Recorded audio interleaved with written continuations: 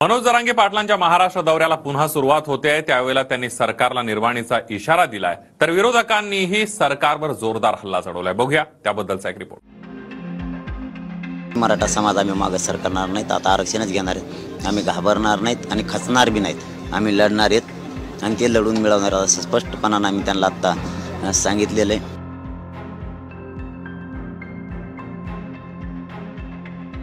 मराठा आरक्षणासाठी एल्गार पुकारणाऱ्या मनोज जरांगे पाटलांचा पुन्हा एकदा दौरा सुरू होतोय। 15 नोव्हेंबर अर्थात बुधवारपासून जरांगे पाटील मराठा आरक्षणासाठी पुन्हा एकदा रस्त्यावर उतरणार आहे। एकूण 9 जिल्ह्यांमध्ये जरांगे पाटलांच्या तब्बल 24 सभा पार पडणार आहेत। जरांगे पाटलांचा हा महाराष्ट्र दौरा कसा असणार, एक नजर टाकूया।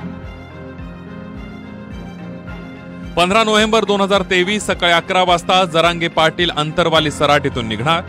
दुपारी 4:30 वाजता वाशी, रात्री 7:30 वाजता परांडा। 16 नोव्हेंबर 2023 ला सकाळी 11 वाजता करमाळा, दुपारी 5 वाजता दौंड। 17 नोव्हेंबर 2023 ला सकाळी 10 वाजता मायणी, दुपारी 2 वाजता सांगली, दुपारी 5 वाजता कोल्हापूर, रात्री 8 वाजता इस्लामपूर। 18 नोव्हेंबर 2023 ला सकाळी 10 वाजता कराड, दुपारी 1 वाजता सातारा, दुपारी 4 वाजता मेढा, रात्री 10 वाजता वाईमध्ये ते असतील। 19 नोव्हेंबर 2023 सकाळी 9 ते 11 या दरम्यान ते पाचाड ते रायगडला असतील, रात्री 7 वाजता रायगड, मुळशी, आळंदीमध्ये असतील। 20 नोव्हेंबर 2023 ला सकाळी 9 वाजता आळंदी, सकाळी 11 वाजता तुळापूर, दुपारी 3 वाजता पुणे, सायंकाळी 6 वाजता खालापूरमध्ये असतील। 21 नोव्हेंबर 2023 ला ते सकाळी 10 वाजता कल्याण, दुपारी 3 वाजता ठाणे, रात्री 8 वाजता पालघर। 22 नोव्हेंबर 2023 ला सकाळी 11 वाजता त्र्यंबकेश्वर, दुपारी 3 वाजता विश्रांत, सायंकाळी 6 वाजता संगमनेर मध्ये असतील। 23 नोव्हेंबर 2023 सकाळी 10 वाजता श्रीरामपूर, दुपारी 1 वाजता नेवासा, दुपारी 5 वाजता शेवगाव आणि सायंकाळी 7 वाजता धोंडराई मध्ये असतील। आपल्या महाराष्ट्र दौऱ्यानिमित्त मराठा समाजामध्ये एक सकारात्मक वातावरण तयार झाल्याचं जरांगे पाटलांनी म्हटलंय। आता एक नवीन आशा निर्माण समाजात झाली, समाज प्रचंड सध्या खुश की काही बांधवांना आमच्या नोंदी मिळाल्या, असे सर्टिफिकेट मिळाले आणि त्याला काही बाधा नाही, ते रद्द होणार नाहीत, कसलीच बाधा नाही, त्याची पूर्ण पडताळणी होऊन ते दिलेले। त्यामुळे आता राहिलेल्यांना असं वाटायला लागलं की आपल्या कोणत्या तरी एका भावाला आता आयुष्याची भाकरी मिळाली। ज्या नोंदी सापडल्या त्याचा अहवाल बनवून 24 तारखेला त्याचा कायदा पारित करणं म्हणजे महाराष्ट्रातल्या सगळ्या मराठ्यांना त्या आधारावरती आरक्षण मिळणार आहे। त्या दृष्टिकोनातून चर्चा झाली। आता त्यांना सांगितलं आम्ही या अधिवेशनातच कायदा पारित करण्याचा निर्णय घ्या। आम्ही त्यांना 24 डिसेंबरपर्यंत कसलेच डिस्टर्ब करणार नाहीत, त्यांना त्रास देणार नाहीत, कारण आम्ही वेळ दिलेला आहे। त्यामुळं आता ते त्यांचा निर्णय घेतील, नाही त्यांनी 24 पर्यंत केलं तर त्याच्यानंतर अधिवेशन घेतील, ते एखादं अधिवेशन बोलवतील करतील, परंतु 24 पर्यंत आम्ही त्यांना सांगत नाहीत, फक्त आठवण करून दिली आहे अधिवेशन योगायोगानं तर घ्या। तर आरक्षणाच्या मुद्द्यावरून पुन्हा एकदा जरांगे पाटलांनी सरकारला इशारा दिलाय। इतकंच नाही तर ओबीसी नेत्यांवर जोरदार हल्ला चढवलाय। आपण मराठ्यांचा सेवक म्हणूनच काम करणार आहे शेवटपर्यंत, कारण ज्या समाजाला मायबाप म्हणलंय, आम्ही माय लेकरं आहेत, मी त्यांचं लेकरू म्हणून काम करतोय। शेवटच्या मराठा समाजाला आरक्षण मिळेपर्यंत आपण हटणार नाही शब्द दिलेला आहे आणि तो पाळणार आहे। घराघरातल्या मराठ्यांना आयुष्याची भाकरी, आयुष्याचं त्यांचं कल्याण ज्यांनी होऊ दिलं नाही ते कल्याण करण्यासाठी आपला हा लढा आहे आणि त्यांना कल्याण करण्यासाठी शेवटपर्यंत जेव्हा जीव असेपर्यंत आपण लढणार आहेत आणि मराठ्यांना आरक्षणच मिळवून देणार।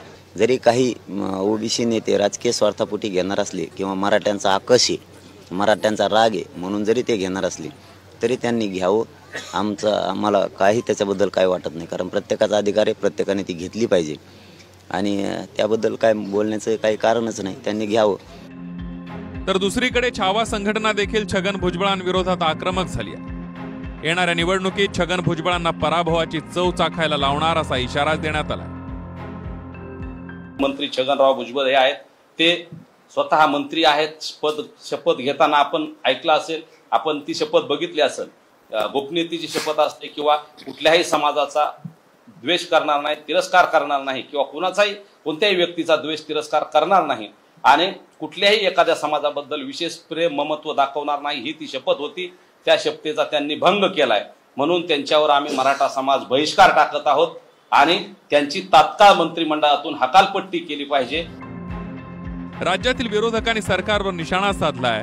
मराठा आणि ओबीसीमध्ये काही लोकांकडून वाद निर्माण करण्याचा प्रयत्न सुरू असल्याचा आरोप पवार आणि दानवेंनी केला. मला स्वतःला असं वाटतं की तसा वाद लोकांच्यात नाही. काही लोक तसं वातावरण तयार करायचा प्रयत्न करतायत, पण सर्वसामान्य लोकांना याचा तरच नाही. त्याला त्याचे प्रश्न जे आहेत ते सुटले पाहिजे.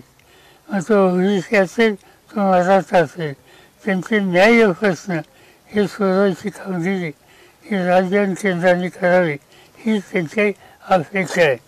सरकारने मुख्यमंत्र्यांनी निर्णय घेतल्यानंतर त्यांच्याच मंत्रिमंडळातले एक मंत्री वेगळी भूमिका मांडतायत, विशेषतः मराठा आरक्षणाच्या संदर्भात. जर अशी भूमिका जर ते मांडत असेल तर मला असं वाटतं त्याला तर सर्वांनी मिळून विरोध केलाच पाहिजे. मला वाटतं असा वाद करण्याची गरज नाही. ओबीसी आणि मराठा आपण या सगळ्या भूमीची लेकरं आहोत, या महाराष्ट्राची लेकरं आहोत. ज्याच्यावर अन्याय झाला त्याला न्याय मिळाला पाहिजे ही भूमिका मराठा आरक्षणाच्या बाबतीत मराठा तरुणांनी मांडलेली, त्यांनाही न्याय मिळाला पाहिजे.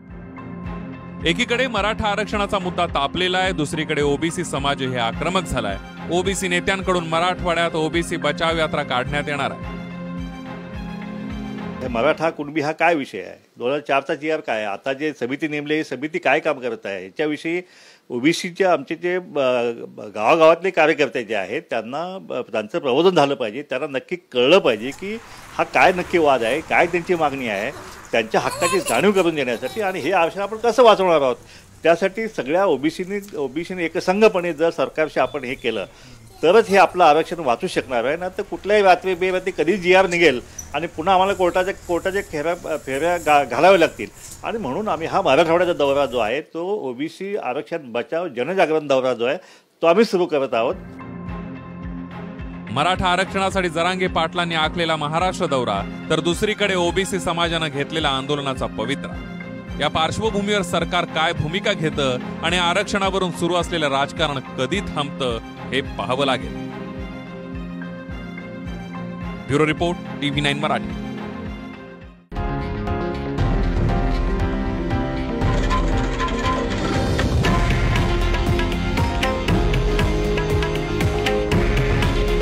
हे आहे देशातील नंबर 1 न्यूज नेटवर्क आणि आपण पाहत आहात TV9 मराठी.